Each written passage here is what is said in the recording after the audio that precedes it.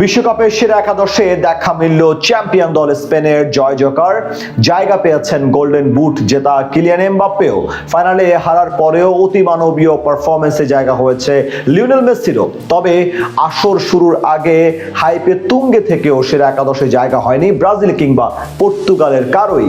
বিশ্ববিখ্যাত ফুটবলীয় প্রতিষ্ঠানের হিসেব অনুযায়ী সদ্য শেষ হওয়া বিশ্বকাপের সেরা একাদশে জায়গা পেলেন কারা কারা, তা নিয়ে বিস্তারিত এই রিপোর্টে।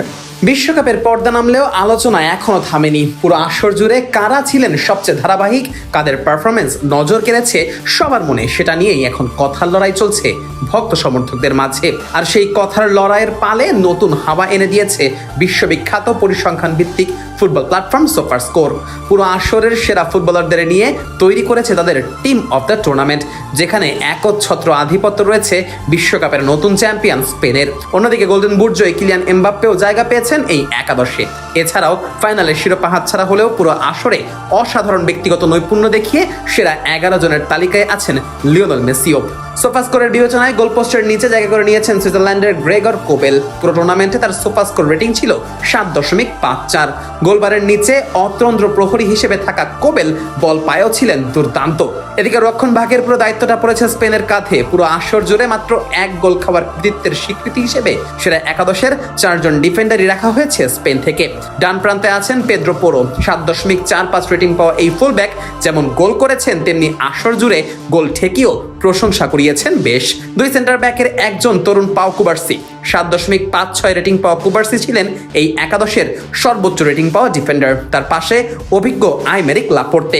7.40 রেটিং নিয়ে তিনিও জায়গা পেয়েছেন এই একাদশে। বাম প্রান্তে জায়গা পেয়েছেন মার্ক কুকুরেয়া। 7.09 রেটিং পয়েন্ট নিয়ে চতুর্থ ডিফেন্ডার হিসেবে রয়েছে তার নাম।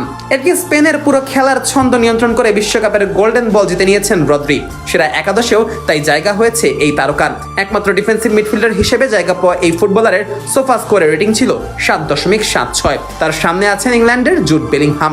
7.81 রেটিং নিয়ে এই একাদশের সর্বোচ্চ রেটিং পাওয়া মিডফিল্ডার এই তারকা। গোটা আসরে 7টি গোল দিয়ে ইংল্যান্ডের ইতিহাসে এক আসরে সর্বোচ্চ গোলের রেকর্ডও করেছেন বেলিংহাম। সোফাস্কোরের এই একাদশের সবচেয়ে বড় আকর্ষণ নিঃসন্দেহে আক্রমণ ভাগ, যেখানে সবার আগে আছেন লিওনেল মেসি। ফাইনালে শিরোপা হারলেও পুরো বিশ্বকাপে তার ব্যক্তিগত পারফরমেন্স ছিল অনবদ্য। মেসির সোফাস্কোর রেটিং 8.79, যা পুরো একাদশের মধ্যে সর্বোচ্চ।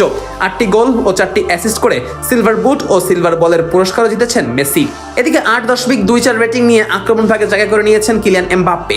পুরো আসরে 10 গোল ও 4 অ্যাসিস্টে গোল্ডেন বুটের পুরস্কারটা জিতে নিয়েছেন ফরাসি এই তারকা। এমবাপ্পের পাশাপাশি ফ্রান্স থেকে জায়গা করে নিয়েছেন উসমান দেমবেলে। 7.91 রেটিং পয়েন্ট নিয়ে পুরো আসর জুড়ে আলো ছড়িয়েছেন এই ফরাসি তারকা। এছাড়া স্ট্রাইকার হিসেবে জায়গা পেয়েছেন নরওয়ের আর্লিং হ্যালান্ড। 7.90 রেটিং পয়েন্ট নিয়ে পুরো আসর জুড়েই ডিফেন্ডারদের চাপে রেখেছেন এই তারকা। সব মিলিয়ে আসর